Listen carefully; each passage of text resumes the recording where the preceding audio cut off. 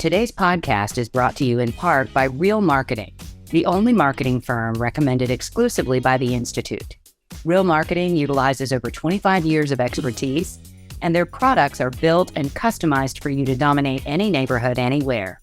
Go to realmarketingforyou.com.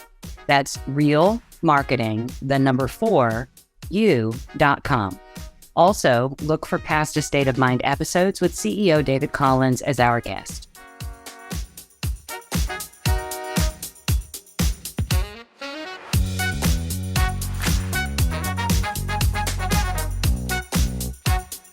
Jack, it's great to be back with you. Thank you, Tami. Good to see you too. Excellent. So we were chatting a little bit about today's topic and thinking about the idea that some of our listeners out there may be newer to the luxury market. And I know that you are passionate about helping people build their business and succeed. So let's talk about some strategies for breaking in and increasing an agent's price point. So where should we start? Where do we begin? Well, I think that's a question that pretty much everybody asks themselves when they've got their real estate license, they're getting their feet wet in the industry, and they decide they want to take it to a new place, working in the luxury home market. It's a tough transition to make. And so I know for myself, Tami, I started at a company, the same company I've been with for 25 years. It wasn't known for luxury real estate. And so I felt like in some ways early on, we were swimming against the stream, if you will. It's turned out terrifically because over the years, our company has branded and rebranded itself and kind of expanded in the market. We are very much known for the luxury market and have the largest share in the greater Nashville area as far as luxury listings goes. But I think that's where you start. I think you start by asking, are you at the right company? And is it the right fit for the luxury brand? Where did you start? Are you at the same company you started with? Well, no, I'm definitely not. And something before I answer you, something that really stuck out there for me is that everybody's asking, am I with the right brokerage? Do they have a luxury presence? But you are living proof that a brokerage, a company can build that brand.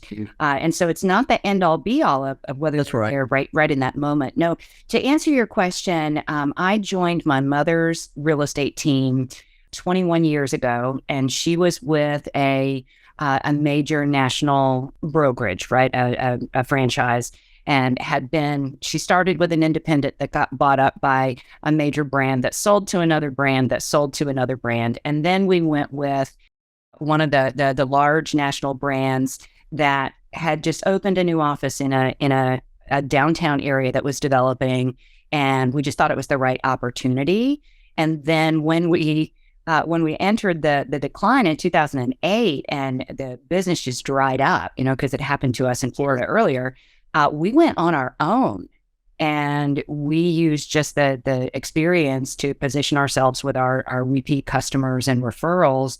And then when everything started to pick back up again and there was a lot of activity, we were purchased by a boutique brokerage that has a presence in the luxury arena and has an affiliation with one of the international luxury brands. So it was an evolution for us, but that presence in the luxury space came from overtime experience and growing with our clients. That pipeline just kind of fed itself. So that was a big thing. And of course, I benefited by joining my mother, right? So she already had 15 years under her belt. So that was a good thing. But immediately she made me go take classes, right? And I know that's high on both of our lists. So certainly the Institute's training, whether it's live or live stream, is a fantastic start. What other kind of classes do you think? Do you think anything even outside of the real estate specific topic, maybe negotiating or I think there's a lot of classes you could take. I think going back to your class, though, offered with the Institute, I recommend to all of our colleagues here in our market that they take this class in particular with the Institute, but not only take it, but take it live and in person, because nothing's better than sitting in front of Tami Sounds or one of your cohorts and learning face to face. But the other thing I recommend is traveling to a different market.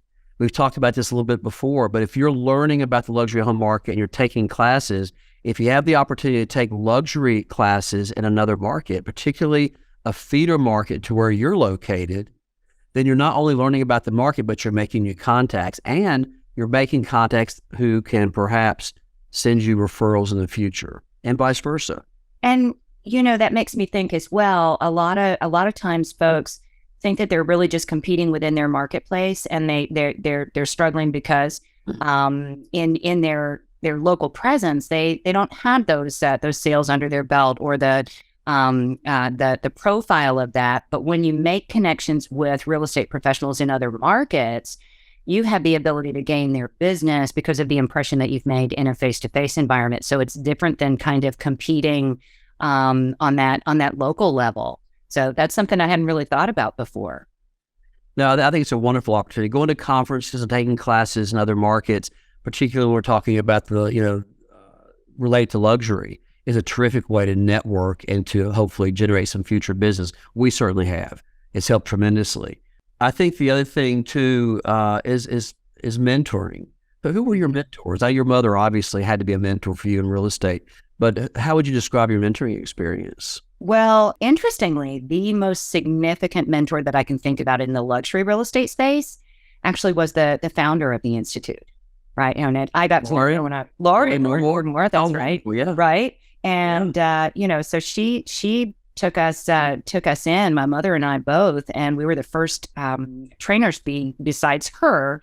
And so she just became kind of a mentor and a role model that helped push me in my business in that arena as well. But through the years, it's been, Jack, I'm counting you as a mentor these days. And so it doesn't have to be even just when you start. It's like folks that you align yourself with along the way. But certainly other seasoned professionals within the industry and sometimes outside of the industry, right? Folks that you admire professionally in other arenas that maybe interact with wealthier individuals. That can be really impactful. Now, I know that you are a mentor to a lot of agents in your marketplace. Tell us a little bit about that, about how somebody might find someone like you as well. Well, I am, and I enjoy that tremendously. I think I need to start with how I found my own mentors, because I've tried to mirror what they did for me, trying to give back. I know early on, my business partner, Robert, and I, our first 2 years of real estate, we did really well, but we didn't feel like we were quite in the right fit with our market. And so we were looking for mentors. I've mentioned at the onset of this program, we've got a tremendous firm, and we always stayed and aligned ourselves with this firm from the beginning because of its core values. But we really didn't have prominent luxury brokers associated with our firm when we started 25 years ago. So we did a few things. So one, you mentioned Lori Moore. She came into training with our firm early on before that class was recognized nationally, and it was wonderful. And so we reached out to Lori and asked her for introductions to people in other parts of the country that she thought that we might benefit from that kind of mutual introduction. And so Robert and I, my business partner, and I talked with other brokers, typically in larger markets, and we would ask them for ideas, and whether it be about websites or marketing or branding, all sorts of topics, and try to get just little tidbits from various successful brokers, people who were essentially potentially mentors for us, but they just weren't here. Ultimately, I mentioned to Robert one day, there's an agent in our marketplace named Rick French. Rick still practices. He has his own brokerage here. He has always had a tremendous presence in the luxury home market, and did when I started 25 years ago. And I basically said to Robert, I want to be Rick French when I grow up. So Robert said, you should call him. I said, I don't know Rick. He said, call him anyway. I said, okay. So I called Rick. I told him what I just said. I said, Rick, I want to be you when I grow up. You don't know me. I said, but I love the way that you market and brand yourself. I love the book of business that you have. I don't want to compete with you, but I would love to learn from you. Because really, he was a different geographical part of the market. And so Rick agreed to meet me for lunch one day. I took him to lunch and kind of just share with him what my vision was, what I like to do. And he shared all sorts of things about how to get started in the marketplace. And so I followed his lead. And to this day, I consider Rick my mentor. He's not even with our firm, But to this day, if I have issues or problems, I'll call Rick and talk with him about it. And sometimes it's just, having gripe sessions, and he'll do the same. He'll call me and do the same thing, just kind of randomly. And it's a terrific way. That relationship through the years has been very fruitful, because not only have I learned so much from him, he's also referred quite a bit of business to me through the years. And so to answer your question, it was a long-winded explanation. I apologize, but it's I think you need to understand the foundation. I've tried to do that with agents who are new and newer in our industry since then. So primarily agents who are with our firm, there's been probably a half a dozen to a dozen agents through the years I've mentored, and a number of whom I continue to mentor and try to provide that same sort of guidance to, and not just specifically luxury, but just kind of, your whole business model and how your weekly processes go, and just trying to help them build their business. Yeah, and I think about it. I know in our notes together, we're going to talk about shadowing other successful agents if they're open to that, or helping with their open houses. And I probably am going to get in huge trouble for not answering your initial question about my mentor with my mother. Right. Yeah. So I was thinking about that. And, so I learned in her footsteps, in her shadow. Not everybody has a built-in, multi-generational safety zone there that can walk with that. But surely it was watching her work. It was doing some of the grunt work. It was interfacing with clients. And it was really being as helpful as I could to her that allowed me to build the skills. And I know a lot of folks will do well if open houses are prevalent in the price point and the geographic area where they're working, if they can get permission to sit in open house. Absolutely. Right? Yeah. And that's not gonna work for everybody, but being positioned, interacting with the people who are there, feeling the house, and I can't stress enough about how important it is to tour everything you can. Go to open houses yourself, go to brokers events, go to showcase of homes, all those things. The more that you are inside luxury properties, that just adds right up, and scouring the MLS. But understanding those finishes and amenities comes into play as well. So what do you think are some good ways for agents to learn more about and appliances, decor, construction materials, things like that? Well, I think you have to immerse yourself in it. And this is one of the pieces of advice I remember from Laurie Mormore in her session. Now, I can't remember a lot about what we talked about, but one thing I remember her saying specifically, 20-something years ago, that's how much it stuck with me, was that you don't have to live the luxury lifestyle to sell the luxury lifestyle. And she could not have been more right about that. So to answer your question, if you're, I have some colleagues who they grew up in that life. They grew up going to the country club and yacht clubs and traveling exotic trips, whatever. That's wonderful. And they're kind of came in pre-networked, if you will, but you don't have to be. And so I think if that's not your situation, that wasn't ours certainly, then we immersed ourselves in luxury by the media. So I looked at magazines, websites, interior design, landscaping, architecture, all these things that are critical pieces in the luxury market that perhaps aren't as big of a deal in entry-level homes, for example. So, when you're looking at luxury homes, you need to understand the fine tuned differences when it comes to brands and the components of the homes, understanding it. And I always say, walk the walk and talk the talk. You need to understand. I remember one time, I may have mentioned this previously when I was. I know exactly what you're going to say. Well, I know what you think I'm going to say. No, it leads to that too. What I was going to say was, I remember specifically having clients being critical years ago of a home. It was a luxury home. They themselves were making that transition into a higher echelon, if you will, looking at properties. And they commented, I can't believe that the appliance package doesn't match. And that's a very common formula in entry-level, mid-level homes. Everything's the same brand, and it's a meat and potatoes brand. It's that sort of thing. But when you get into the luxury brand, as you well know, Tam, as you well know, Tam, he has a 40 slip and a compliment, right? Oh, it sure is. Thank you. Yes. So as you well know, Tammy, when you get to the luxury home market, appliances aren't brought together because they match. They're brought together because they complement each other the And best. that they're the highest quality for The highest the job at hand. Yeah, so you see a Wolf range, a Sub-Zero fridge, a Viking wood, a Viking hood, or whatever the combination might be, but that was new to them. Now, you were laughing because you're talking about the red knobs, right? I was, and it sticks with me. I have used that in my classes since I heard you say that. And so, just to fill in any listeners that maybe didn't hear that on a previous episode, there was an agent who showed her inexperience because she remarked on how clever it was that the sellers in this home had replaced the knobs on their Wolf range with red ones.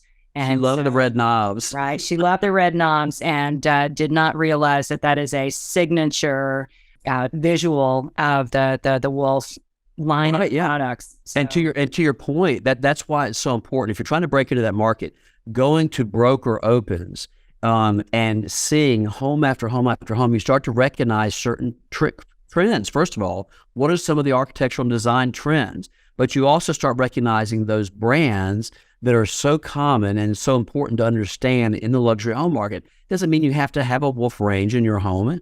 No one's going to ask you specifically, is this the same range you have? But you need to understand the Wolf and the Sub-Zero and the Vikings and the Fisher and Paykel and the various things you might see in the luxury home market. Yeah. So you have to be able to share and talk about these with your clients as if it's second nature to you, whether you live that lifestyle or not. Mm-hmm. So the other part of it too, I think when you go to broker opens, I love this. Even if you don't have that client base and you may not have a buyer at all for that home, you're also meeting your colleagues in industry who specialize in that segment of the market. And so you're starting to become known to them in the marketplace. And if you start doing open houses, as you mentioned earlier, if you do open houses week after week after week, and you're focusing on luxury inventory, by default, you're starting to associate or be associated with the luxury brand because there you are at open house week after week after week. So you're absolutely right. You're immersing yourself in the luxury world, even if you aren't living it in your personal home. Yeah. Now, I want to go back. You were talking about learning, right? So reading magazines, all that sort of thing. One thing that I like to point out to people is that they should step out of their comfort zone in terms of style, right? Now, every geographical area has a prevalent style, but in where I am in Florida, we've got all sorts of things going on. And I think in a lot of markets, there's more contemporary and modern construction coming in that's even in more traditional neighborhoods. And personally, that's not my style. But I have a lot of clients who are interested. So I push the envelope and I read publications. Like my favorite one to recommend is called Dwell magazine. Well, yeah, I subscribe to Dwell. Because it's so easy to consume and it helps me understand what I need to know for my clients that like that type of design and style. And I know when we did the episode on design trends and that sort of thing, you sent me articles from so many different publications and easings and all that. What are just a couple of your favorites, right? Like the ones that you go to first to stay on top of design trends? Well, a lot of them are they're the usual suspects, like Architectural Digest. And you mentioned Dwell, for example. Those are great publications. We've got local publications, and most middle and larger markets do, that specialize in luxury lifestyle, and they're terrific. They're particularly good because they're not only talking about the luxury lifestyle, but they're speaking to your particular market. So you see not just what's happening in terms of trends and design, but you're seeing the names of builders and architects and the names you ought to know for your market. And so I think from media standpoint, yeah, there's other websites too. The Houzz, which is an app, one of my favorite apps, Houzz is a terrific app because you can pull up photography images by room. So you can say, show me luxury great rooms, show me outdoor living spaces, show me pools and hot tubs or whatever. And you can pull up hundreds of images from luxury properties from various markets for ideas, but also helping you understand what these things look like. But I think it's so important that you understand all this because you need to understand the benefits of a saltwater pool versus a chlorine pool. Mm-hmm. And what are the cost differences in your market? Who are the pool builders? And when it comes to the names of the who's, those are the people who are local. And so you won't really get those from reading Architectural Digest, Right. for example, or the Robb Report or whatever, but you will get those names if you look at your local publications. You'll start to get familiar with who those builders are. And I think, again, doing the broker opens like you talked about, visiting and also hosting, like new construction is a great way to learn the luxury home market, because a lot of sellers in the luxury home market are very private and they don't want open houses, or they're concerned about safety or security, whatnot. But new construction is a great way because these homes are empty. There's no furniture, no valuables. And so it's a great way to start to develop your skill sets, hosting and talking about the things that are associated with that home. That's a great idea. And so it's a perfect segue as we're talking about surrounding yourself, being visible in your local market with the folks that are interacting with the folks that you want to work with. So let's talk about some of the other types of networking that you should be doing in your marketplace that can generate not only business, but referrals. Like, I'm thinking anybody in the financial services world, private bankers, financial advisors, CPAs, those sorts of things. Can you think of any other types of individuals that would be great connections in that arena? Well, yeah, absolutely. I mean, if you have kids, for example, if your kids are going to getting instruction in swimming, pool instructors, tennis instructors, any type of special horseback riding, anything is getting private instruction, those people are meeting lots of people who are your potential clients. If you hire a professional landscaper, that person has a lot of clients who you might want to know. And so having good relationships, that's one of the things too I'll say is that I've always tried in my business and personal life to treat everybody the same. It doesn't matter if it's the guy on the lawn crew who shows up at my house every week, the guy who's doing the plumbing work for me, the folks doing interior design, whatever level they are, whatever station in life, I try to treat them all the same. The thing that I've come to realize is a lot of the people who are doing, the toughest jobs around your home are very well networked. Because if they're really good at what they do, they're working for people who love them the way you love them. And they're happy to make introductions. Painters have introduced me to some of those wonderful clients and vice versa. So everybody's an opportunity for networking, I think. You're absolutely right. And getting involved in your community also is something. I probably get 40% of my new business comes from my community involvement. And for me, that's merchants associations. I'm active in my business women's group, the Chamber of Commerce. I know a lot of folks do like Rotary or Civitan or Exchange. Do you participate in any of those kinds of community things, or is it more of a grassroots thing? All the above. I mean, through the years, I've done various things. I was the first president for the Make-A-Wish chapter in our market, and actually brought our CEO on the board for Make-A-Wish. We brought Make-A-Wish here. We had a grassroots organization that preceded Make-A-Wish, same basic kind of mission. But that board, putting that board together and through the years, that was a terrific networking opportunity. But I wasn't involved with Make-A-Wish because I thought, just same as you, not to say that you don't get involved with community activities because solely it's a way to network. It's a byproduct. You do things you're passionate about. So when I worked with Make-A-Wish, it wasn't because, let's do Make-A-Wish, it's going to benefit my real estate career. It was, let's do Make-A-Wish because it's a wonderful organization that speaks to my personal passions. So I would encourage our listeners, what are you passionate about? Tami, we know what you're passionate about. Do things you're passionate about and find a way to plug into the philanthropic aspect of it. And you don't ever have to go into the organization and say, oh, by the way, I'm a real estate broker with such and such firm, or I'm an agent with such and such firm. You never have to do that. Just go into that organization and perform and do your best and your best work for something you're passionate about. Because at some point in time, and it's going to happen a lot, somebody's going to say, so what do you do for a living? Mm-hmm. And you don't say, all you have to do is say real estate, opens the door, they'll ask you 100 questions. Everybody likes to talk about real estate. So you don't have to pitch yourself at all. Just be there, be present, and be authentic. Yeah. And I think from the civic organizations and things that can help you make connections with the professional folks, like I was talking about CPAs and wealth advisors and that sort of thing, I actually had an experience today where somebody that I interacted with, she represents a major international developer, and they're doing some work in my area, and they're very interested in social equity and providing opportunities to connect hiring and home ownership in their rental properties. So I asked her to lunch, right? And this is like sticking your neck out like you did with who Right. turned out to be your mentor. Don't be afraid to say, "Hey, could we get together for lunch?" No agenda, nothing like that. So this is the third time that we've gotten together, no agenda at all. And she came to the table and she said, "Tami, there's a couple things that I want to talk to you about.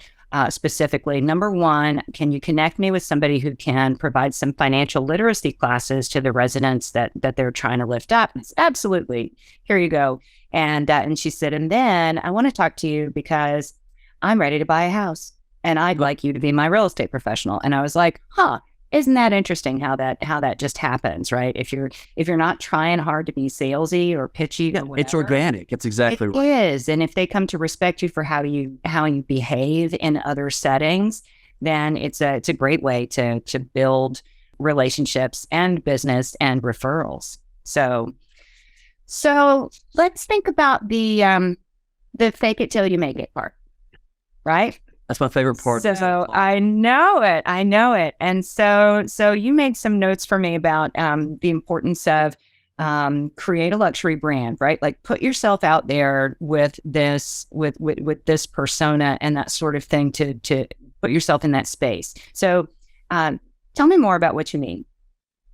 So there's a few things. So first of all, when you are communicating your message in branding, it's really important to stay on point. It has to be a very clear message. And whether you're talking about luxury or new construction or entry-level first-time home buyers, there's a myriad of topics in our industry. There's endless supply of topics. It's very important, I think, that we brand ourselves, because if you don't create a brand that gives somebody a compelling reason to call you and say, "Oh, that's the person I need," why should they call you rather than one of the other, in my case, 15,000 agents in our marketplace? There's so many choices. You have to give them a compelling reason. Now, one of the challenges I think that we have as newer agents or agents trying to make that transition to the luxury home market, how do you create a brand and how do you create a luxury image if you haven't sold any high-end properties? Now, I'm going to tell you a secret that we did. This was not recommended to us. It was something we just tried, and it was the best thing we ever did to make that leap into the luxury home market. And that is, at the time, again, 25 years ago, websites were in their infancy, so that wasn't really the main media message. It was all about print publication. So Robert and I established a budget. Here's what we can afford to do. And again, early in your career, you may not have deep pockets. We didn't, but we did all we could. We established our budget. We said, you know what? This is the most popular magazine for print publication for homes in our market. Let's get the inside, double page spread every month. And we're going to fill it up with listings from our company that are the types of listings we'd like to have when we become successful in the luxury home market. Okay. So they weren't my listings. They were the broker's listings. Okay. But that's the way it works. They're never Tami's listings or Jack's listings. That's right. It's the brokerage's listings. So I would reach out to other agents at our company, and as I said early on, we didn't really have any prominent luxury brokers, but I'd reach out to the ones that would have a luxury listing from time to time and say, "Hey, can I help promote your listing through our ads and hopefully pick up a buyer for you? And I'll do my very best to pitch it and I'll promote it, and you can look at the ad copy." And the answer was always yes. And so we would do these ads and put all these wonderful luxury listings in there with our headshots, and we'd make sure it was a polished ad. It was clean and a simple message. It was luxury month after month after month. And guess what, Tami? After 6 months, the ads you saw in that magazine were no longer the It was no longer the other agents' listings. They were ours. They were ours. And so what would happen is over the course of months, we would start plugging in our listings that we were getting, because it it did double duty. It wasn't just the message we were sending out into the marketplace, but it gave me physical materials to take to my listing appointments, and I could lay these ads down on the table and say, this is the way we market our properties.